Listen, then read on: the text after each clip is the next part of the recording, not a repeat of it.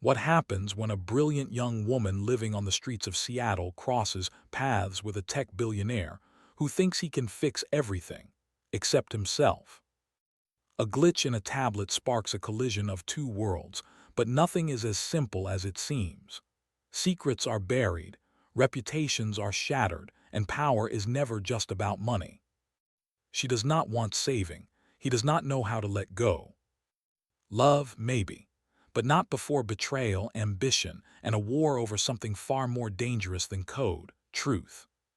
Want the full story? Subscribe to our YouTube channel and follow the series that's redefining what it means to fight, to rise, and to choose. You will not see the ending coming. Seattle's rain had a way of softening the city's hard edges, muting its noise into a gentle hum that wrapped itself around the streets like a gray shawl. Beneath a rusted bus shelter on Fifth Avenue, Willow Jones sat cross-legged on a flattened piece of cardboard, her hoodie soaked through at the shoulders. She hunched over a second-hand laptop missing two keys and powered by sheer will. Despite the cold, her fingers moved with surprising steadiness.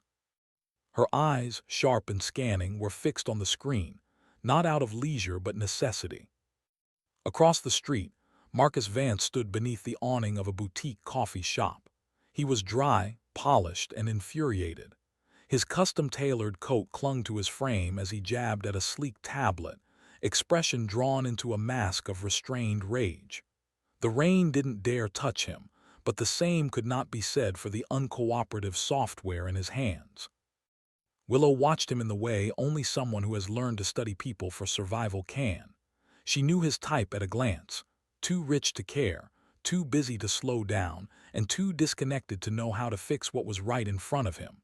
She hesitated, then stood, tucking the laptop into her satchel.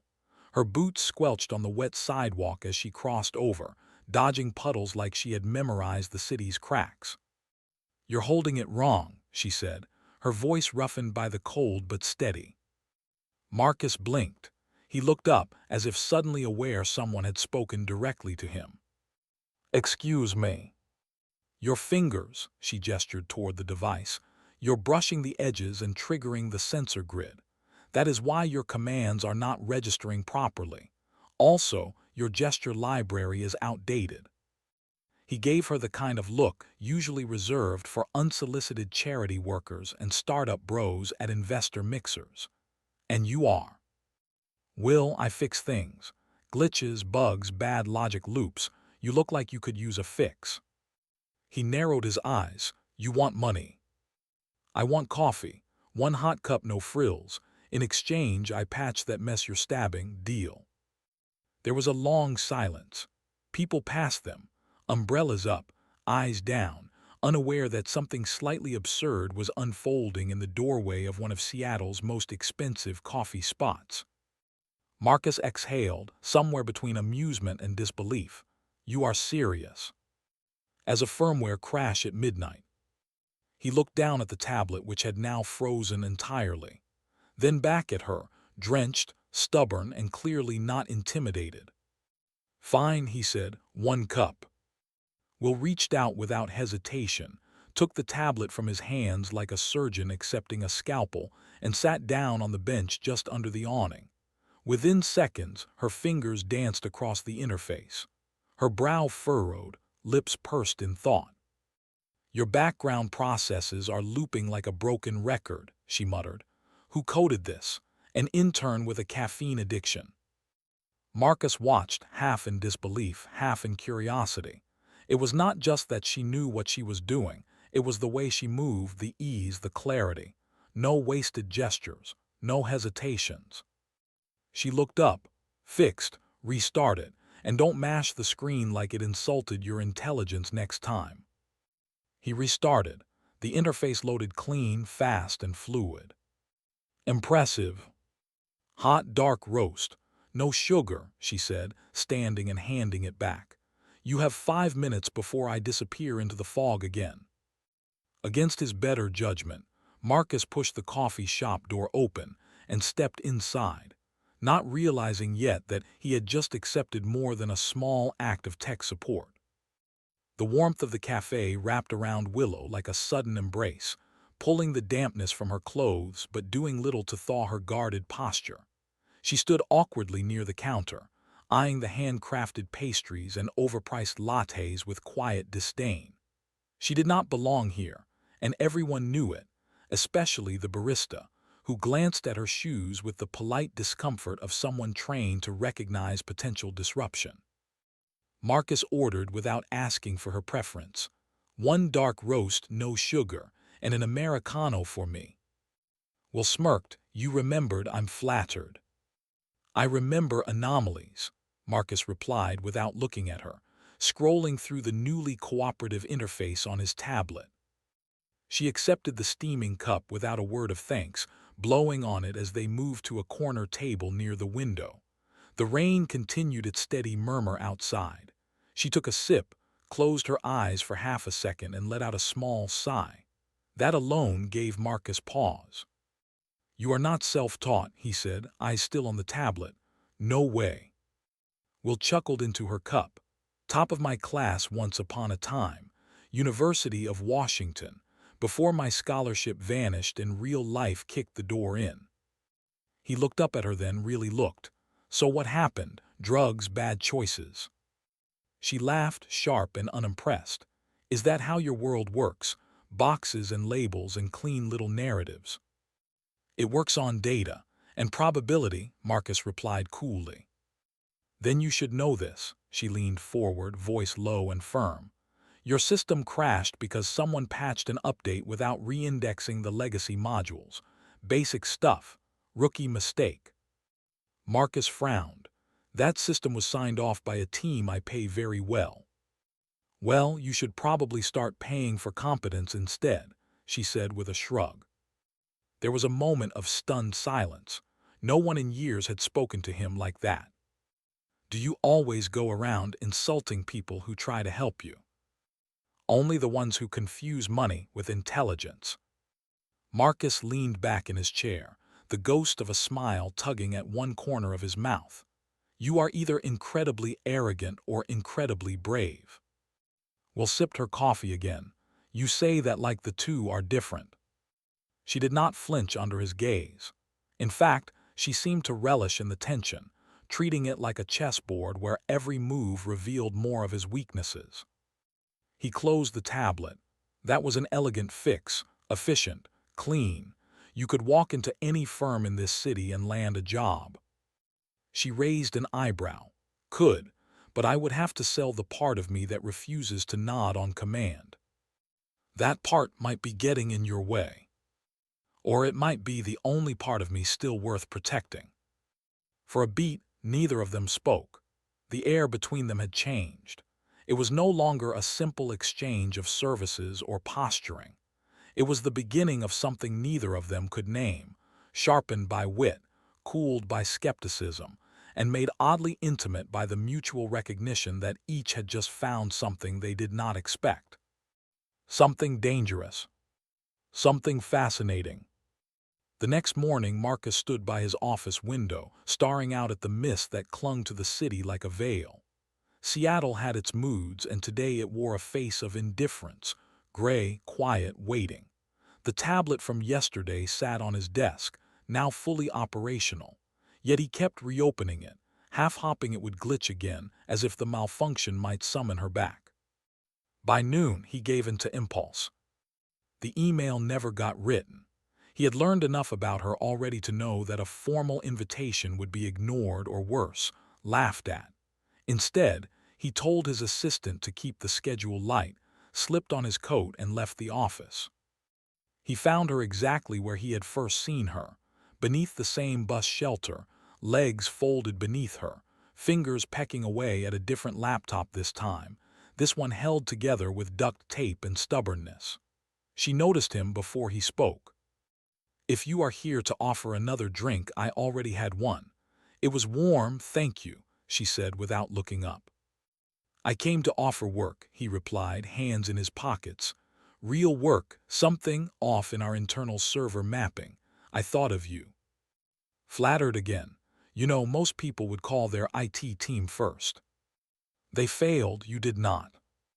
She paused, lifted her gaze slowly. Her eyes were as guarded as ever, but there was something else behind them now, curiosity, maybe even a flicker of amusement.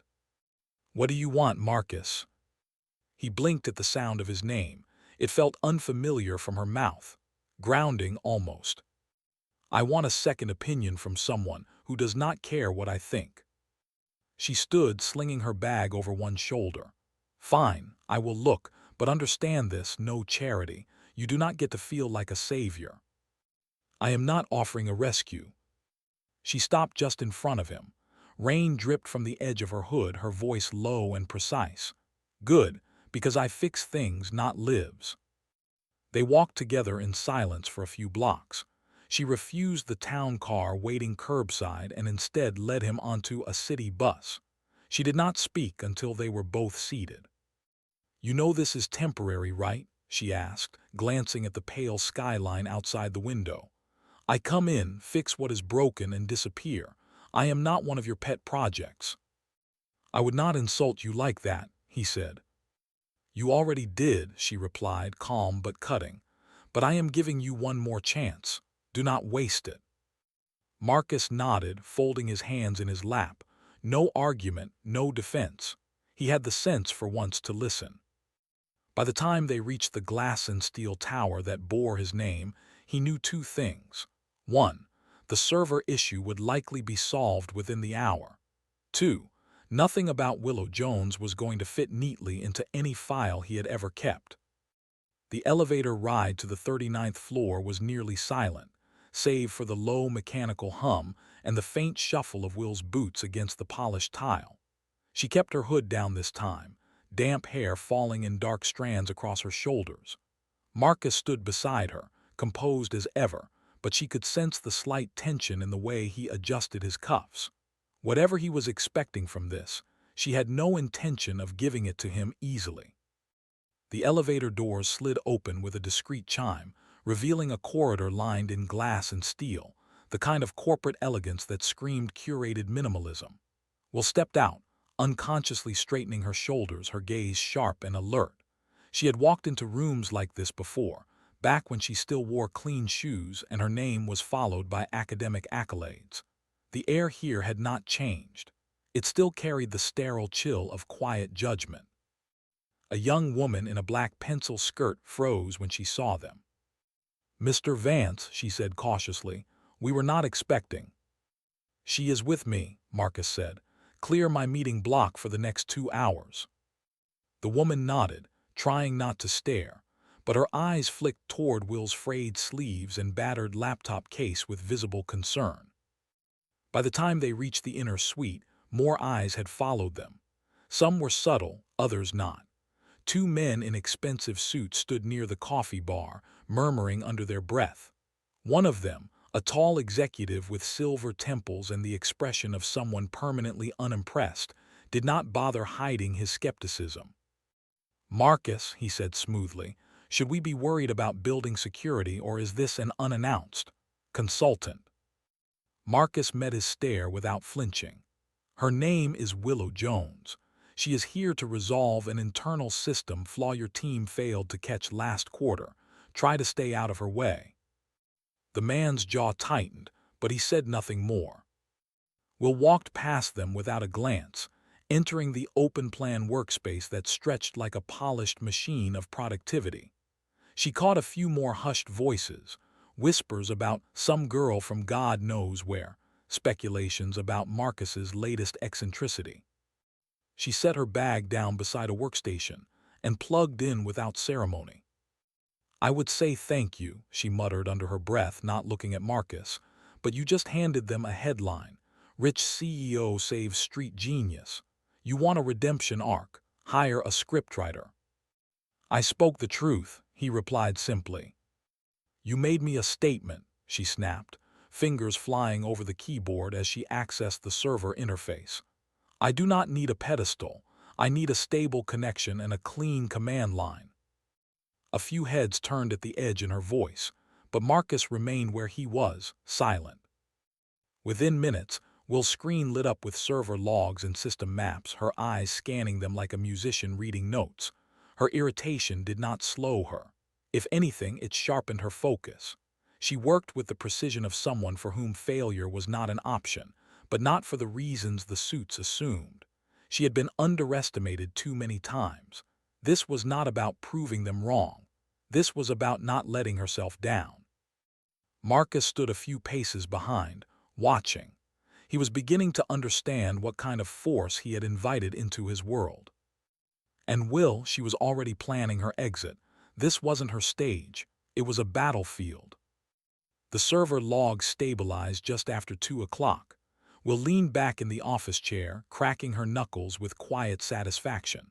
The network, once a snarled mess of redundancies and conflicting protocols, now flowed cleanly, streamlined under her hands. She knew better than to wait for praise. Results were their own proof. Marcus stood at the edge of the workstation, arms crossed, watching her like she was a new kind of problem he did not know how to classify. "You fixed it," he said. Will closed the laptop slowly. "Of course I did. I meant fast, thoroughly, no shortcuts." She shrugged. "I do not believe in shortcuts. I believe in what works." A silence followed, heavy and contemplative. Then Marcus stepped closer, a flicker of calculation behind his eyes, as if he had arrived at a new decision. "I want to offer you something," he said, tone even. Will's brows lifted. "Is this where you start talking percentages and stock options?" "No, something more immediate." He pulled a small envelope from his coat pocket and set it on the desk between them. She stared at it without touching it. "What is that?" "A short-term lease. Furnished apartment. Nothing extravagant, but it is clean, safe, close to downtown. You would not have to sleep outside." Her silence chilled the air between them. For a moment she said nothing, only stared at the envelope like it had insulted her. Then she stood, abrupt, tense, her chair scraping back across the polished floor. "No," she said. "Will, you do not get to do this." Her voice rose just enough to draw the attention of the nearby engineers. "You do not get to parade me through your glass box and then hand me a key like I am something you rescued off the sidewalk." "It is not charity," he said quickly. "It is opportunity." "No," she snapped. "Opportunity is when someone respects your skill. This is pity in designer packaging." "I am trying to help."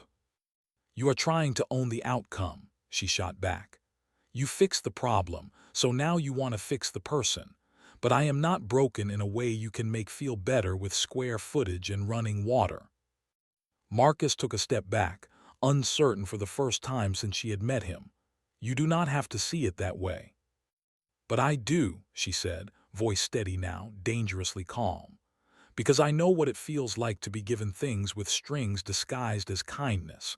You think the world runs on logic and results. It does not. It runs on power. And I have spent too long reclaiming mine to let you tuck me away like an unfinished project." She grabbed her bag, slinging it over her shoulder. "You got what you wanted," she said as she walked past him, "and I am done." He did not follow her, not then.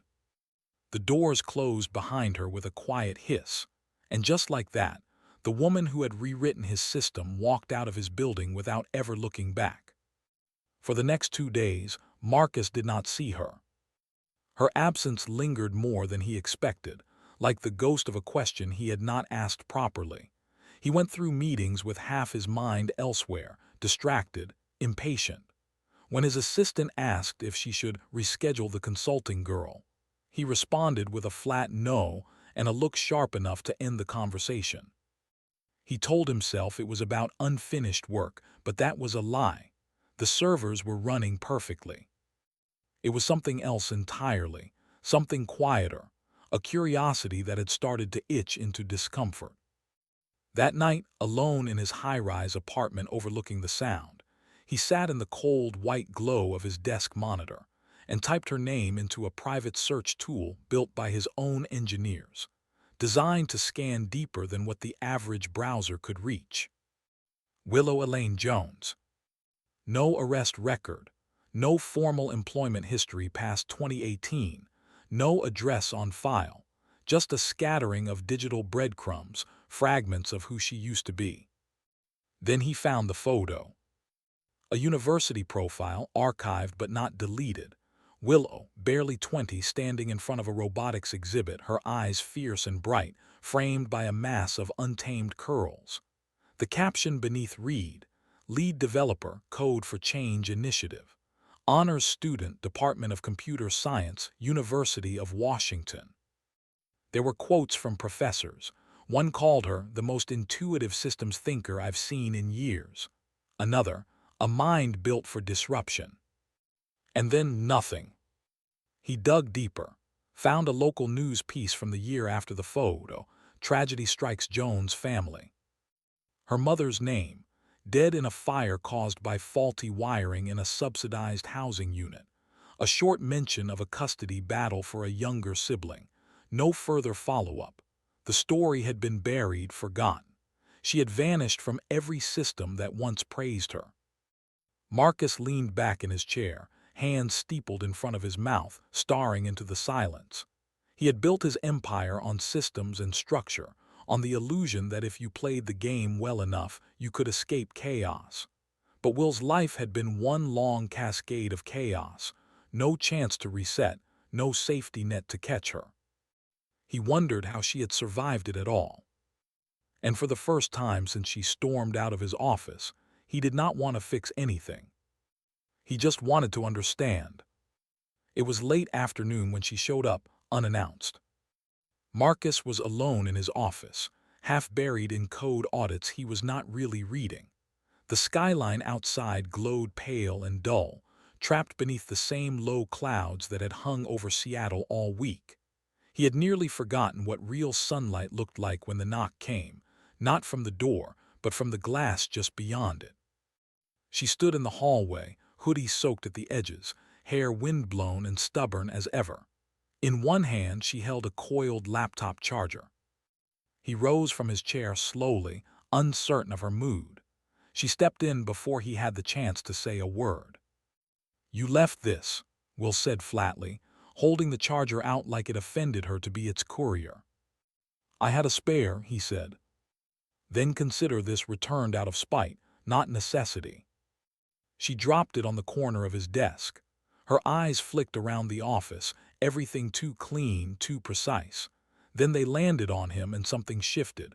Her voice dropped lower. "You looked me up." He said nothing. "You think I would not know?" she continued, arms folded. "The questions, the searches, your fingerprints are all over the database trails." "I wanted to understand," Marcus said quietly. "You vanished, and I did not want that to be the end of the conversation." She sat without being asked, the gesture tense but deliberate. "You want to understand," she said. "Then do not clean it up in your head. Do not turn it into some neat arc of failure and redemption." "I will not," he said. "Tell me what you want me to hear." She stared at him for a long moment. Then, slowly, the words began to unspool, less like a confession and more like a wound being named aloud for the first time. "My mother was a single parent with 3 jobs and a tendency to believe systems were built to protect people. They were not. Our apartment was cheap because the building inspector was lazy. She died in a fire while I was 2 states away on a coding scholarship. I got the call halfway through my sophomore year. I left everything, classes, internship, future. I thought I could keep the rest of my family together." Marcus said nothing. He did not look away. "My little brother was taken by a relative with a better credit score. I was told I was unstable. I went from university honors lists to shelters in less than 6 months. No safety net, no appeal, just the quiet drop." She laughed once, bitter and short. "The system did not abandon me. It forgot I ever existed." The room was quiet, heavy with truth that could not be smoothed out by good intentions. Marcus finally spoke. "That is why you refused help." "That is why I do not believe in help," she corrected. "Help implies imbalance. I do not need a savior, I need a fair shot. There is a difference." He nodded slowly. You fixed our system in hours, he said, but that was never the impressive part. She gave him a sideways look. Do not start with the flattery now. I am not flattering you, he said. I am stating fact. Will stood again as if the chair had grown too warm beneath her, but her tone had softened. I did not come back for another project or another lecture. I just wanted to return what was not mine. Marcus stepped forward cautious. Then maybe next time you can return a coffee instead. She almost smiled, but caught herself turning toward the door. No promises, she said, then disappeared into the hallway. But this time she did not vanish. It was late afternoon when she showed up, unannounced. Marcus was alone in his office, half buried in code audits he was not really reading. The skyline outside glowed pale and dull, trapped beneath the same low clouds that had hung over Seattle all week. He had nearly forgotten what real sunlight looked like when the knock came, not from the door, but from the glass just beyond it. She stood in the hallway, hoodie soaked at the edges, hair windblown and stubborn as ever. In one hand she held a coiled laptop charger. He rose from his chair slowly, uncertain of her mood. She stepped in before he had the chance to say a word. You left this, Will said flatly, holding the charger out like it offended her to be its courier. I had a spare, he said. Then consider this returned out of spite, not necessity. She dropped it on the corner of his desk. Her eyes flicked around the office, everything too clean, too precise. Then they landed on him and something shifted. Her voice dropped lower. You looked me up. He said nothing. You think I would not know, she continued, arms folded. The questions, the searches, your fingerprints are all over the database trails. I wanted to understand, Marcus said quietly. You vanished, and I did not want that to be the end of the conversation. She sat without being asked, the gesture tense but deliberate. You want to understand, she said. Then do not clean it up in your head. Do not turn it into some neat arc of failure and redemption. I will not, he said. Tell me what you want me to hear. She stared at him for a long moment. Then, slowly, the words began to unspool, less like a confession and more like a wound being named aloud for the first time. My mother was a single parent with 3 jobs and a tendency to believe systems were built to protect people. They were not. Our apartment was cheap because the building inspector was lazy. She died in a fire while I was 2 states away on a coding scholarship. I got the call halfway through my sophomore year. I left everything, classes, internship, future. I thought I could keep the rest of my family together. Marcus said nothing. He did not look away. My little brother was taken by a relative with a better credit score. I was told I was unstable. I went from university honors lists to shelters in less than 6 months. No safety net, no appeal, just the quiet drop. She laughed once, bitter and short. The system did not abandon me. It forgot I ever existed. The room was quiet, heavy with truth that could not be smoothed out by good intentions. Marcus finally spoke. That is why you refused help. That is why I do not believe in help, she corrected. Help implies imbalance. I do not need a savior, I need a fair shot. There is a difference. He nodded slowly. You fixed our system in hours, he said, but that was never the impressive part. She gave him a sideways look. Do not start with the flattery now. I am not flattering you, he said. I am stating fact. Will stood again as if the chair had grown too warm beneath her, but her tone had softened. I did not come back for another project or another lecture. I just wanted to return what was not mine. Marcus stepped forward cautious. Then maybe next time you can return a coffee instead. She almost smiled, but caught herself turning toward the door. No promises, she said, then disappeared into the hallway. But this time she did not vanish. 2 weeks passed without a word. Marcus kept working, but nothing in his routine felt quite the same. He walked into meetings and made decisions, but his focus drifted toward the spaces where she had once stood, by the glass wall beside his desk, eyes sharp and unconvinced. Her silence unsettled him more than her anger ever had. Then, one evening, buried in a quarterly report, he received a message from an old contact who ran a startup incubator focused on underrepresented tech talent. "That girl you asked about, she's in. She started yesterday, sharp as hell, took apart our backend in less than an hour, but I think she suspects something. She asked if this was a favor." He stared at the message for a long time, thumb hovering over the keyboard, typing nothing. He had meant for it to be clean, invisible. She needed access, not permission. A door, not a handout. He had told himself it was not charity, just a nudge in the right direction. But deep down, he knew better. 2 nights later, she showed up again. No warning, no knock. She was already in his office when he returned from a late call, seated at the table like she belonged there, laptop open, fingers still. "You pulled strings," she said, voice calm, unreadable. Marcus set down his phone. "I made a call, that is all." "No," she corrected. "You created a backdoor into something I wanted to earn on my own. You set up my entry like I was a guest, not a contender. I was trying to give you a chance." She stood, slow and deliberate. "And in doing that, you took away the chance I was trying to make for myself." He exhaled. "You are right." That stopped her. She blinked. "What?" "You are right," he said again, stepping around the desk, palms open. "I thought I could help without being seen, that it would matter less if I stayed invisible. But that was cowardice, not generosity. I did not trust you to want it. I should have." Will crossed her arms, but her stance softened, just slightly. "You do not get to buy people's dignity, Marcus, not even by accident." "I know." She studied him for a long, uncomfortable moment. The tension was not gone. It was shifting, bending. He looked smaller now, more human, stripped of his suits and power in a way he had never been in front of her.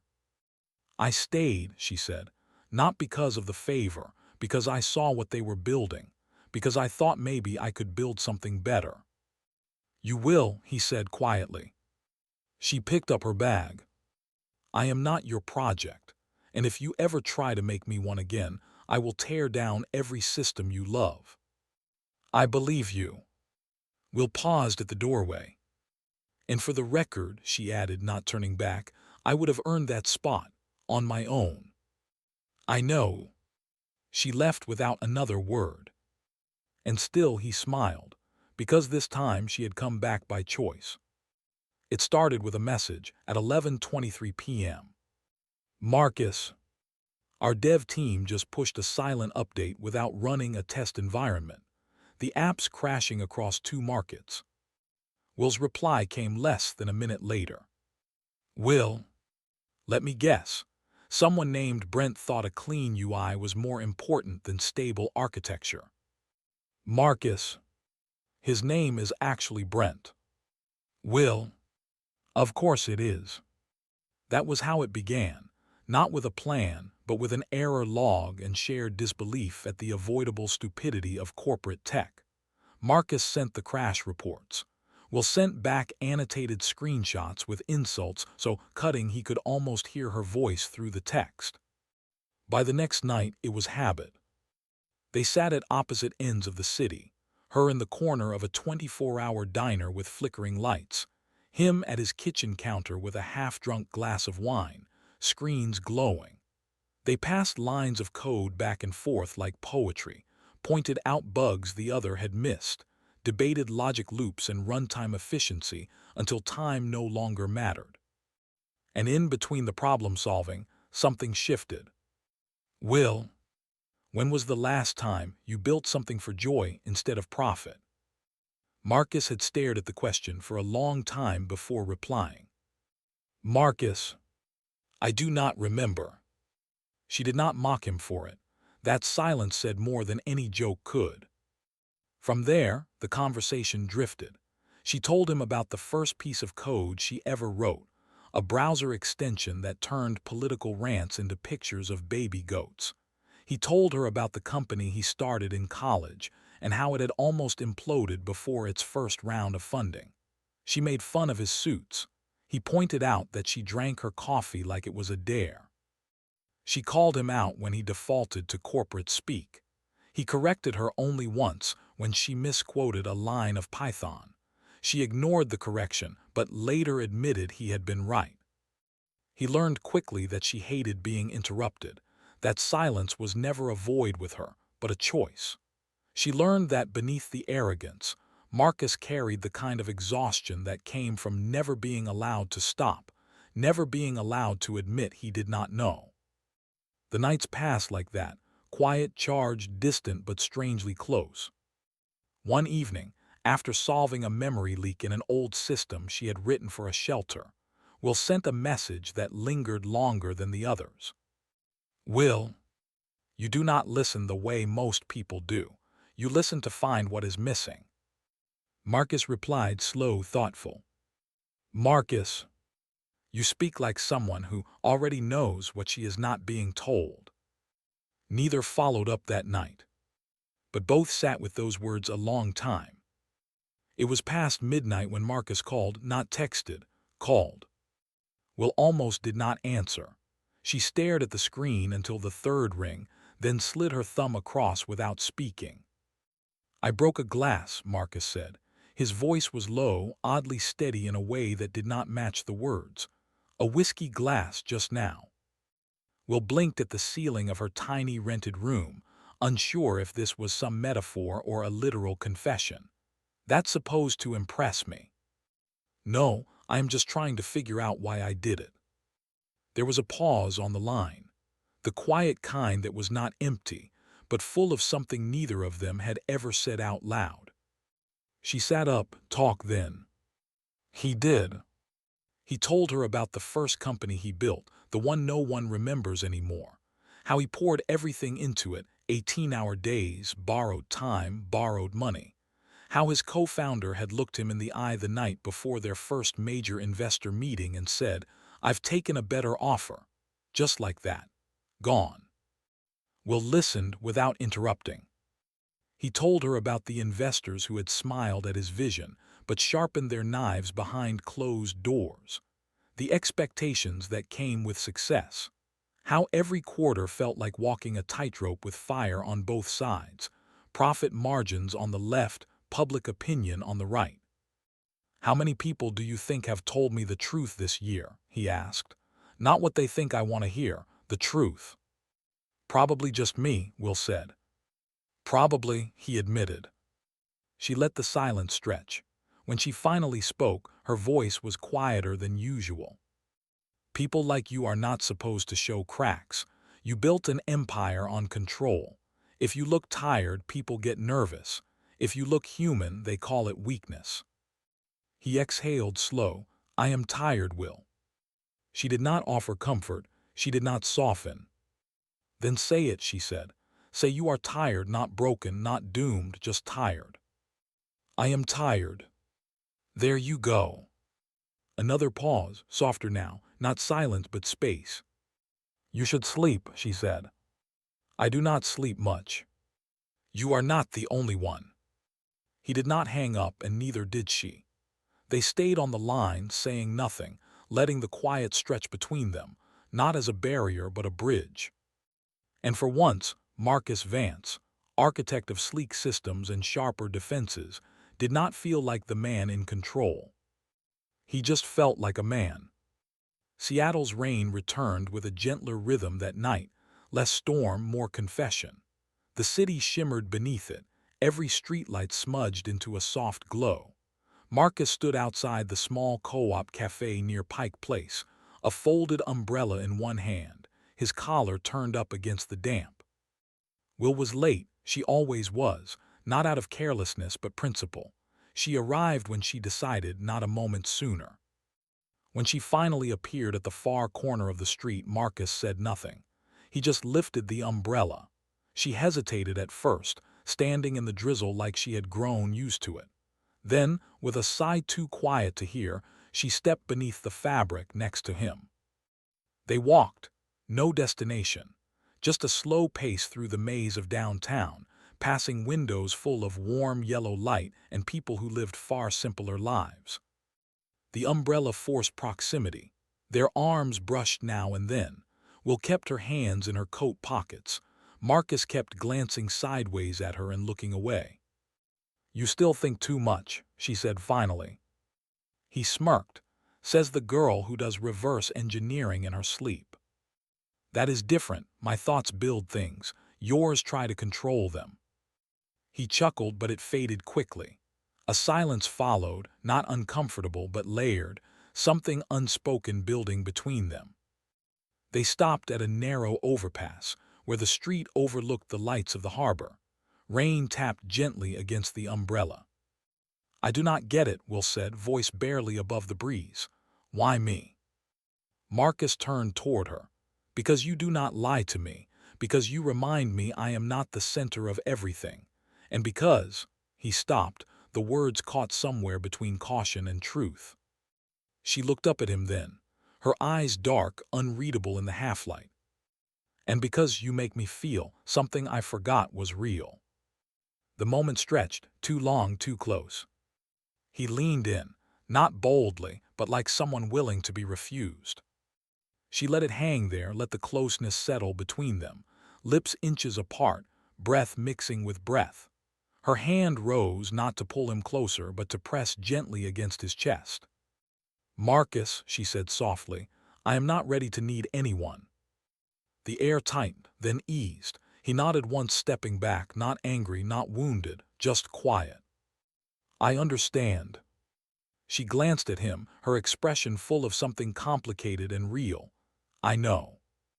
They stood there a little longer, the umbrella sheltering two people who could not quite touch, not yet.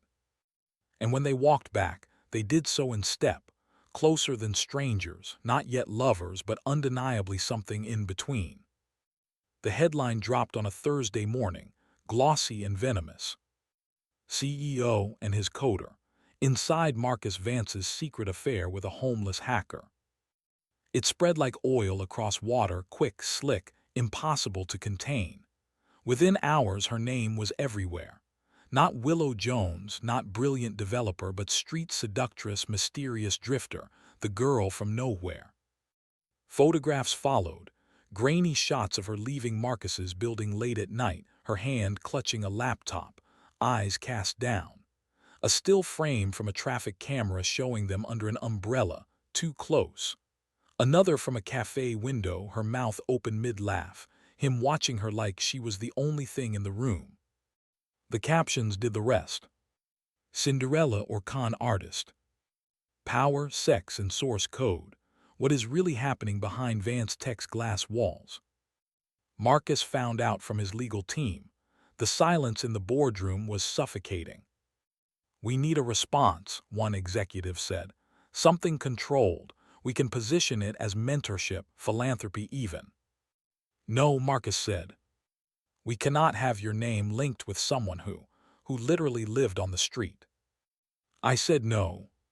His voice cut through the polished air, final and cold.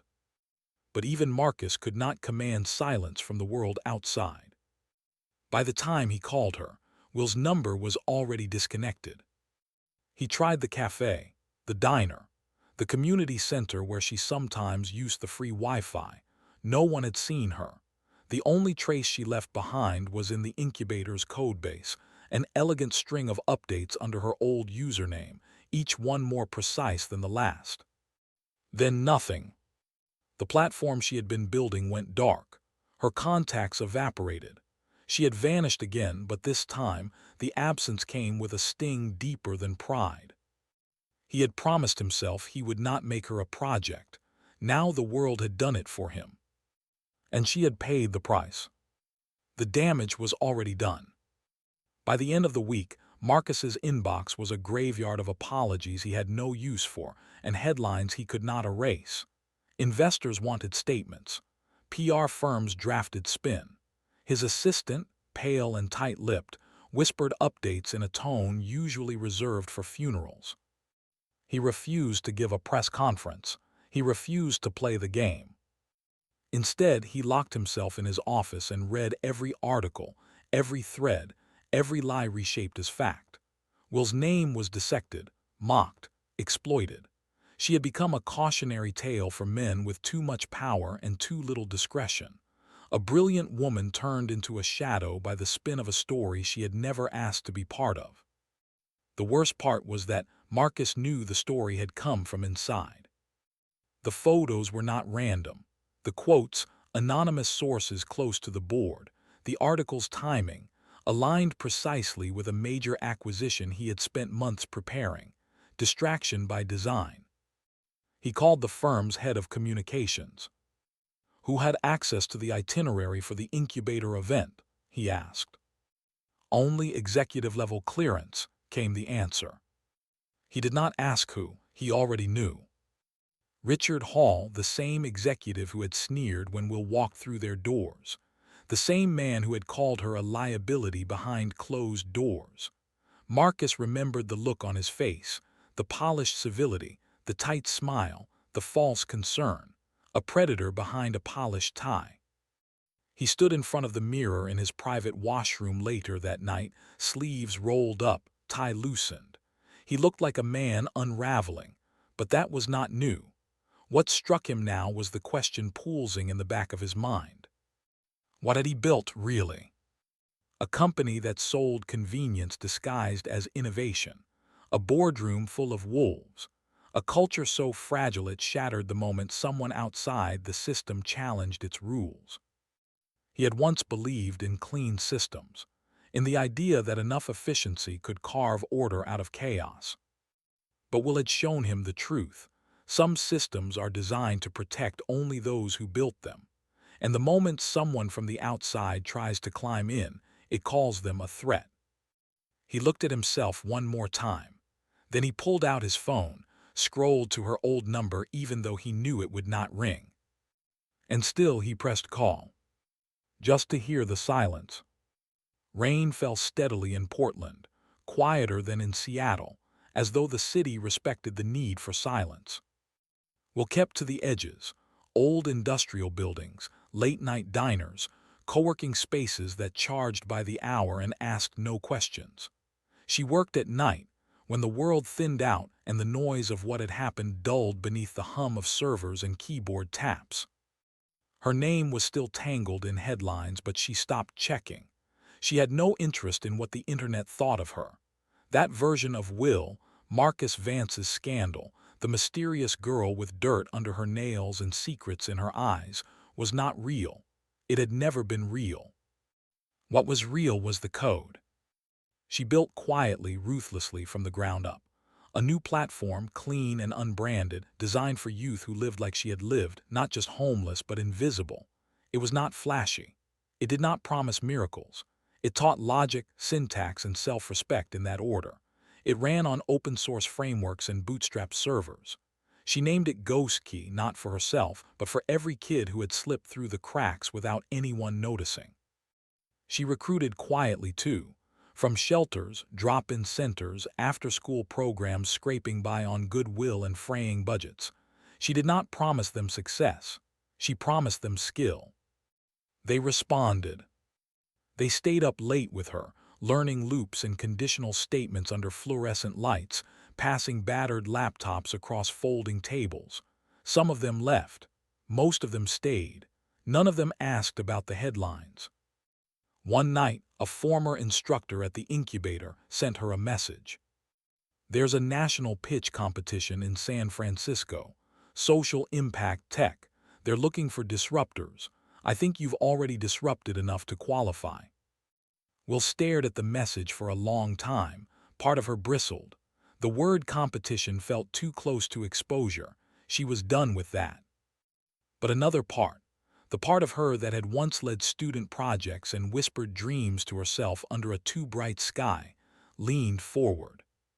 2 weeks later, she submitted her application with nothing but a name, a short video, and a working prototype. She did not mention Marcus. She did not mention the company she had once fixed or the man who had tried to offer her shelter. She spoke only about the gap in the system and the people who had been taught to believe they had no place in it. She made the finals, and this time when they called her name, it was hers alone. The pitch event was held in a glass atrium downtown San Francisco, sleek, modern, humming with the quiet electricity of ambition. Dozens of booths lined the floor, each a miniature universe. VR headsets, AI for healthcare, sustainability models, augmented agriculture.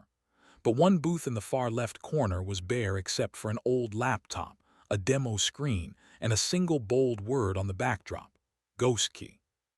Will stood behind it, hair pulled back, boots scuffed clean, wearing a dark blazer over the same hoodie she always wore. Her hands were steady, but inside her pulse raced, not from nerves but from focus. She had trained herself for this moment, not for applause, for impact. She scanned the room, and that was when she saw him. Marcus, standing at the back alone, dressed in black, unbranded, expression unreadable. His presence hit like a pressure change in the atmosphere. He did not wave, did not approach, just watched. She looked away. Then her eyes caught something else, someone she had never met but instantly recognized from tech expos and articles: Julian Rayner. Sleek, silver-eyed, a legend from the first wave of digital disruption. Once Marcus's co-founder, now his greatest rival. Julian did not look at Marcus. He looked directly at Will and smiled. Later, during the Q&A rounds, Will presented her pitch with clipped precision. No frills, no theatrics, just the truth of Ghost Key and what it had already done. Scores of unhoused youth trained in foundational coding, half of them now in internships, a handful already building tools of their own. When the judges opened the floor, Julian raised his hand. "I commend your mission," he said smoothly. "But what guarantees do you have that your students will not just fall into the same trap, that you are not preparing them for a system that was never meant to hold them?" Will met his gaze, sharp and calm. "The system was not built for them. I am not training them to survive inside it. I am showing them how to build something else, something better." A murmur passed through the crowd. Julian tilted his head. "And what intellectual property safeguards are in place? Have you patented your back-end modules?" "I have secured what matters," she said. "The rest is open source, because no one should pay to escape invisibility." He smiled again.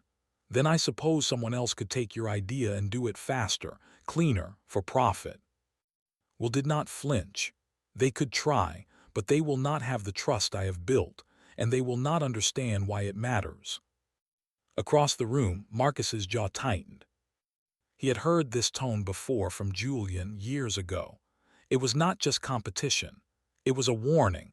"I am already behind you, waiting for you to fall." Julian stepped away, satisfied. Will returned to her booth, jaw clenched, breath shallow. Later, when the crowd thinned and the lights dimmed, Marcus finally approached. "I did not know he would be here," he said quietly. "But you knew someone like him would come eventually," she replied. He nodded. She stared ahead at the flickering monitor of her prototype. "If he tries to take this from me—" "He will not," Marcus interrupted. "Not while I am in the room." Will turned to him. "Are you?" The words hovered. He did not answer right away. But he stayed. 2 days after the pitch event, the letter arrived. It came not to Will's inbox, but to the legal office handling the Ghost Key paperwork. A formal cease and desist notice, signed by a team of attorneys representing a shell company tied, unmistakably, to Julian Rayner. The language was clinical but venomous. Unauthorized use of proprietary architecture, IP infringement, demand for full takedown of source code and operational assets. The message beneath it was clear: back off or be buried. Will stared at the printed letter for a long time in the co-working space's backroom, knuckles white against the edge of the table. Her team, 3 young coders who had barely made it out of high school, stood behind her in tense silence. This was not just a threat. It was a move designed to kill momentum, to bankrupt time. Even if they fought and won, the platform would stall, the narrative would twist, and the trust she had built would fracture under the weight of doubt. And yet, she did not reach out to Marcus. Not at first. She went silent for 24 hours. The same silence she used to weaponize against systems she could not outshout. Marcus found out anyway. He stormed into her space without knocking, suit jacket in one hand, a folder of his own legal documents in the other. His eyes were darker than she had ever seen them. "You should have told me," he said. She did not look up. "It is not your fight." "It is now." "I do not want your name all over this," she snapped. "If people think you're backing me, I lose credibility. Ghostkey becomes Marcus Vance's social experiment. I become a footnote again." Marcus placed the folder on the table between them. His voice was low, controlled, but every word landed like steel. "I have lawyers filing a countersuit by morning. I am nomming Julian and the shell firm. I am risking my company's goodwill and my own reputation to put him on the record." Will stood abruptly. "You cannot keep doing this." "Doing what?" "Leaping in, owning the consequences, fixing the mess like it is all some machine that just needs the right patch." He stepped closer, not angry but no longer backing away. "You built something important, and now someone wants to destroy it. You think I am here because I pity you. I think you do not know how to let people stand on their own. I think," he said evenly, "that maybe you are afraid to believe someone could stand with you." The words hung between them. Will looked away, chest tight. "You want me to trust you?" "I do." "And if I do," she whispered, "what happens when you walk away?" He shook his head. "I am not walking." They were inches apart, breath shallow, the room humming with tension not yet resolved. Will stepped back, not in retreat but in defiance. "Then you better be ready for a war." Marcus picked up the folder and held it out to her. "I have been fighting one my whole life. The difference is, now I know which side I want to be on." She took the folder slowly, deliberately. And for the first time, she let him stand beside her without pulling away. The letter arrived folded neatly inside an unmarked envelope, slipped beneath the door of the workspace where Will now spent most of her nights. No name, no return address, but the handwriting on the outside was unmistakably his, precise, sharp, and somehow hesitant, as though the letters themselves were holding their breath. She found it after midnight, in the quiet hour when the city softened, and the world outside no longer pressed against her lungs.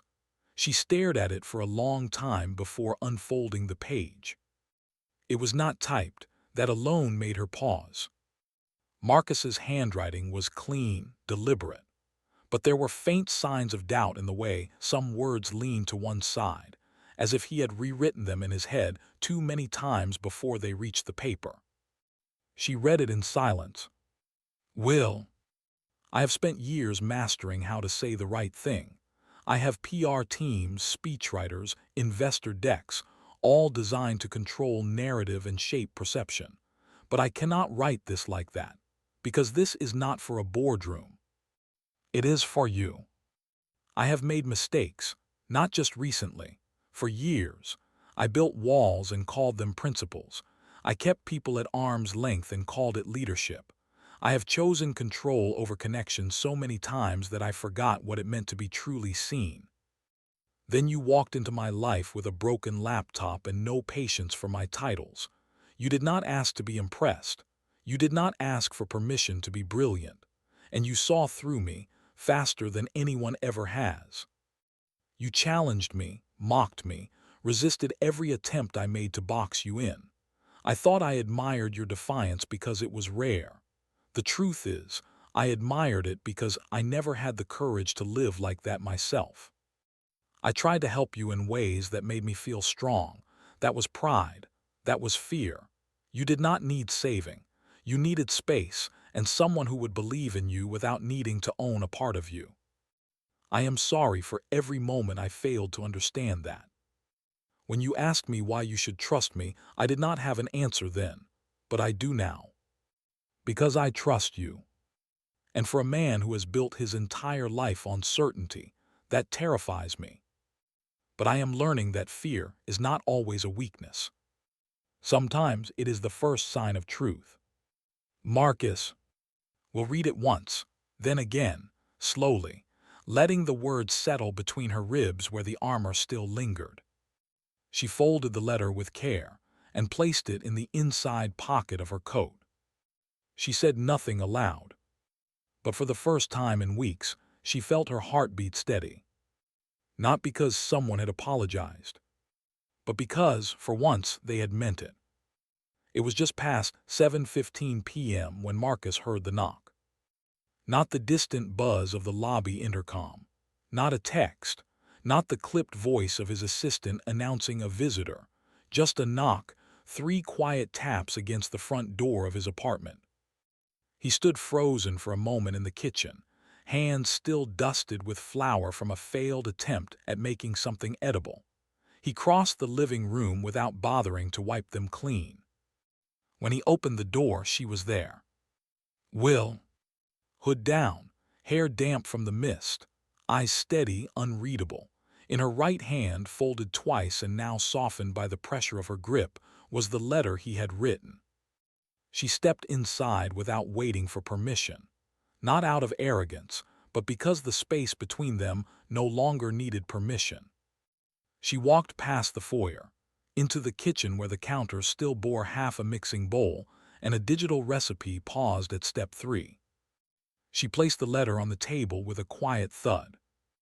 I read it, she said. Marcus said nothing. His pulse had begun to climb in that strange, electric way it always did when she was near. Will leaned against the counter, arms crossed. So, you still want that coffee? He blinked just once, always. A smile tugged at the corner of her mouth. Not a full grin, something gentler, something earned. Then put down the flour, she said. You are clearly terrible at cooking. He let out a quiet breath that might have been a laugh, wiped his hands on a dish towel, and gestured toward the small espresso machine on the counter. This I can do. She walked over, inspected it with mock seriousness. You bought a $1,000 machine and still do not know how to make a proper cup, do you? No, he said, but I figured if you ever came back I would finally learn. That gave her pause. She looked at him, then at the letter, then back. You do not get to unwrite everything, she said. This doesn't mean we're anything. I know. You still have control issues. I know. And you will probably say something arrogant within the next 5 minutes. I already did. She snorted, rolled her eyes, and reached for the mug he handed her. They stood in silence, drinking quietly. No declarations, no grand moment, just warmth, shared space, the hiss of steam and the distant patter of rain against the windows. For the first time, they were not standing on opposite sides of a fight. They were just standing. Together. The days that followed were not cinematic. There were no sweeping gestures, no urgent declarations. There were awkward pauses, long walks without touching, and conversations that started with code and drifted, cautiously, into everything else. Will did not move in. She did not ask. Marcus did not offer. What grew between them lived elsewhere, between messages, meetings, and late nights in shared workspaces where the only light came from monitors and the occasional vending machine glow. They rebuilt trust the way engineers fix a broken structure, slow, methodical, refusing to skip steps. They argued still, sometimes fiercely, about timelines, about design, about ethics. Will refused to let the platform scale too fast. Marcus pushed for funding, exposure, press. You do not get to turn Ghostkey into a headline again, she warned him one night.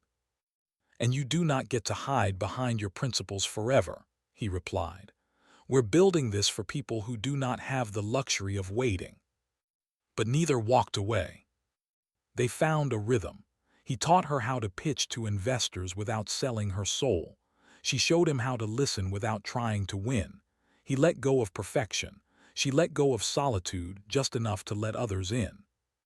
Sometimes she would catch him watching her across a table when she was lost in a whiteboard explanation, and he would look away too late. Other times, he would find her name scribbled in the margins of his notes, not as a distraction, but as an anchor. They built together. Ghost Key expanded. New chapters opened in cities Will once wandered as a stranger. Young coders, many still sleeping in shelters or couchsurfing through the weeks, now had access to mentors, modules, job leads. Not because of charity, because of skill. Because of her. Marcus stepped back from the spotlight. He let Will lead. He learned what it meant to support without possessing, what it meant to be trusted with someone else's fire and not try to contain it. And somewhere between the 100th bug fix and a midnight brainstorming session over coffee and instant noodles, love appeared, not as a storm, but as a quiet certainty. There was no grand confession. Only a night in early spring when Will leaned her head against his shoulder while reading code from his laptop screen, and neither of them spoke, and neither of them pulled away. It was not perfect, but it was real. And it was earned. 1 year later, the apartment was small by Marcus's old standards, but it had something no penthouse ever offered him: quiet joy. It sat above a bookstore on a narrow street in Capitol Hill, with rain-glossed windows and creaky floorboards that groaned in the morning like a living thing. From the balcony, you could see the corner where Will had first offered to fix his tablet for a cup of coffee and nothing else. Now the table by the window was cluttered with 2 laptops, 4 coffee mugs, and a growing pile of technical journals. A whiteboard leaned against the wall, half filled with algorithm sketches, and a few of Will's more colorful insults toward inefficient systems. There was always music playing, low, ambient, just enough to drown out the noise of the world without muffling its rhythm. Will had become something of a paradox in the tech world: brilliant, blunt, and unapologetically uninterested in legacy paths.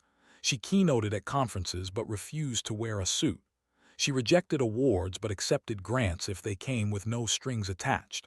Ghost Key had grown into a nationwide initiative with local chapters across 10 cities. Not a charity, not a nonprofit. A platform. A challenge to the idea that genius belonged to the privileged. People listened to her now. Not because they wanted to rescue her, but because they understood she never needed saving, only space. Marcus had stepped down from his role as CEO 6 months earlier. The news had been a slow ripple rather than a shock. He cited a desire to support ventures with clear purpose and ruthless integrity. What he did not say in the press release, but made clear through his actions, was that he was done building for power. Now he built for impact. He funded early-stage startups run by coders who had been counted out, former foster youth, migrants, veterans, people with stories like Will's, except now they had a seat at the table. And he never sat at the head of it. Most nights they worked late into the evening, side by side. Some nights they did not work at all. Instead, they read quietly or cooked or wandered the streets below in the rain with only one umbrella between them, like they always had.